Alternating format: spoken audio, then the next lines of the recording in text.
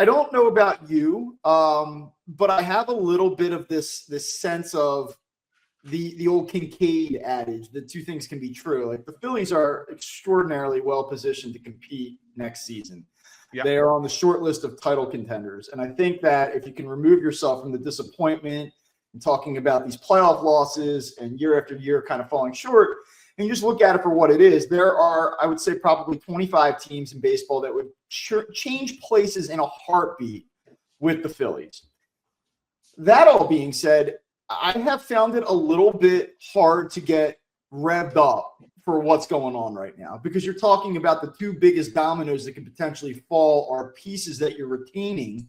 And in one case, in the case of JT Realmuto, probably a declining piece. And so I think that my view and my sentiment is shared by a lot of fans right now. This is an important offseason. There's a lot to do. There are a lot of question marks, but it doesn't have that like anticipatory excitement of like, oh, are they going to get the big fish or are we going to be back? Like there isn't that element of it right now anyway, unless they throw a curveball and do something crazy. So I'm kind of just curious to know, after a month, things have settled here a little bit. We're coming into a podcast, an off-season podcast. Like, where are you at right now? Yeah, so this is our vibe check, right? Where are things at with the Phillies at this point? And I think that the reason you don't have as much excitement, Bob, is because we all know that the priorities for this team are to bring back players, right? And so I think that the feeling for a lot of people is, oh, here we go again. It's going to be the same thing. And I think ultimately it's not going to be the same thing. I think that there are going to be moves this offseason that are going to change what this team looks like. And we're going to find that some young players are going to be like Crawford's going to be in the lineup. We know that. And we'll find out a little bit later as we get to spring training, like, how much closer Aiden Miller is and where Andrew Painter is. And, there's talk about Gabriel Rincones having a shot at making this team. So like there's a lot of that'll be down the line. But in the near term, everything is Kyle Schwarber, JT Realmuto, and it's like, oh, well, it's the same guys again. So there's not that excitement of who are they going to get, because they got to solve that first before we even start looking at external players. Is it your assumption that they're going to be back? Yes, more so on Schwarber than Realmuto, but I still go yes on both. I agree. Yeah. I think my question now off of that, though, is how much does the timeline matter?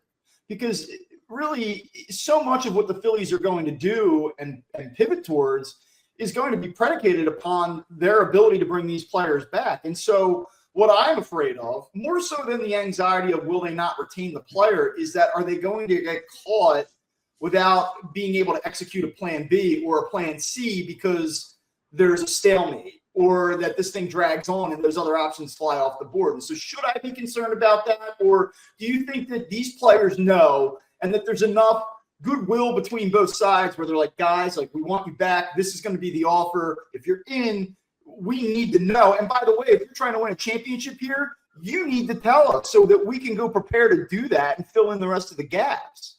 Yeah, I think that there's a real understanding across the sport about the order of operations as to who's going to go roughly when. I'm not saying like there's an exact date, but I think that there's an understanding amongst all the teams that are bidding for certain players that certain things have to happen first, and then this happens, and then this. Why is it? A lot of people ask me, and I've explained it the best that I can. I'm kind of curious to know what you think. Why is it that the baseball offseason moves with a little bit more of a methodical pace? It's not, hey, it's midnight, go get it. We're sitting here a week in, basically, kind of like, well, like nothing's happened yet.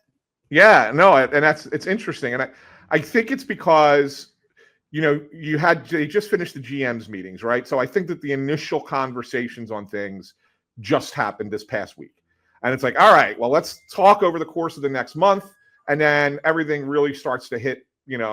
When you get to the winter meetings in December, which, by the way, I'll be there, so we'll probably have a show with me from there.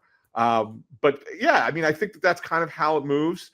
You're going to see little things happen. Like, a lot of times November is hey, minor league contracts with an invite to an invite to spring training, things like that, small trades that are not big deals. Usually maybe towards the end of November, you start to see a couple of signings go, oh, okay, that's an interesting one. But the big guys are usually early December when you hit the winter meetings, and that's usually just the way that their calendar works. They like to get together. Baseball, unlike the other sports, I think that baseball they like those get together things to have roster decisions happen, as opposed to other sports. They have their off-season meetings as well, and those discussions happen there. But it's not like everything revolves around those meetings for transactional purposes. They are, as soon as the free agency kicks off, right? You see it beginning of the new football year. Everybody starts signing. Basketball, hockey, same thing. You hit that free agency day. That's when all the big signings happen, right at the beginning. Baseball, they just like to get together and take their time and talk about it. And it's just a weird sport that way. You think that the potential stoppage in 27 will impact negotiations in the near term? For some teams, I do. I think for some teams, they're going to damn the torpedoes and just go, right? I think I think the Phillies are one of them. I'd say probably about 2/3 of baseball is not worried about it, but I do think that there's probably 10, 12 teams that are going to sit there and go, yeah, we're not going to commit any money yet until we know what happens after 27. All right, so I think that people that follow the Phillies, people that have been interested in where they're going directionally, there are some prevailing thoughts. There's like a conventional wisdom to this, and that Schwarber probably back, Real Muto probably back, Ranger Suarez probably not back. Right. Is there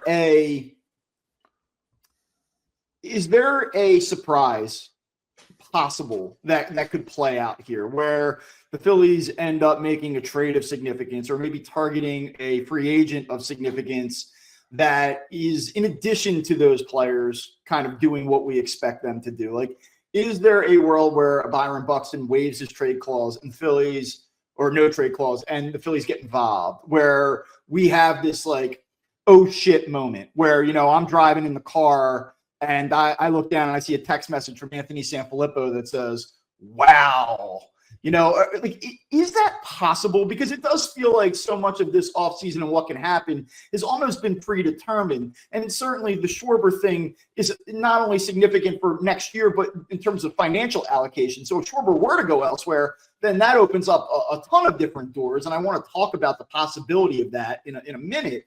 But is there like a chance that it's Real Muto, it's Schwarber, and then whoa, they're not effing around? Like, could that happen? It could, I guess, but you would really have to get creative financially, because I don't think that they're going to push $400 million as far as, Dombrowski basically said that. Yeah. So, I guess their final number last year was 312, it seems like. Can it go a little bit higher? Yeah. But I can't see it going to 350. You know what I'm saying? So so if you are to make another wow move, you got to figure out a way to counterbalance that. And so, yeah, do I think that they will do something like that? Do I think there'll be another player that comes in here and we're like, oh, wow, look at that guy. That's something we didn't see coming. But in order to do that, you're probably going to have to send a couple of guys out in order so, financially you balance the checkbook a little bit. So that's what I think is going to happen. We both think that Schwarber comes back 4 or 5 years, 125, 135, whatever the number is, right? If it doesn't happen, then what? Do you get involved with the Kyle Tucker thing? To me, I don't see that. I know that they've been like loosely linked to him. You see the free agent rundowns on ESPN. And I just think because of the Phillies payroll, because of the urgency, because they're a perennial contender, there's a degree of aggressiveness. You'll see the Phillies on those lists. I don't like, is it possible that they say, you know what, we're not going to go nuts? Or that Schwarber himself says, I'd rather go elsewhere. And for that reason I am. And then the Phillies pivot and say, all right, now we're all in on a Kyle Tucker. Like, is that actually possible? It's possible. I don't think Tucker's the one, though. Because if you're losing Schwarber, you look at it and say, what are we going to do? You know, where are we replacing the power? Tucker's a great player, but Kyle Tucker's not a 40-plus home run guy, right? So where are you replacing that power? I think that their target would then shift to Pete Alonso. Yeah, I do too. I have my like little list of notes down here. I'm like, one of the things that I have on my notes is like, surprise, Pete Alonso. Yeah, I don't think he's here, but I do think in the event that Schwarber were to go, that would be your DH pivot. Yeah, it has to, because you lose way too. He is the majority of the power on this team, and you're not. How are you replacing 56 home runs? You're not. I mean, the only player that even comes close that's out there is Alonso. Yeah. I mean, Tucker's a 25 to 30 guy, which is great. It's fine. Nothing wrong with that. Yeah. But he's not a 56 guy, and Alonso, he's not even a 40 guy. So that's the thing. Like, I mean, you need to replace that power, and it's something that the Phillies lacked last season. And I would think that would be their pivot if Schwarber says no.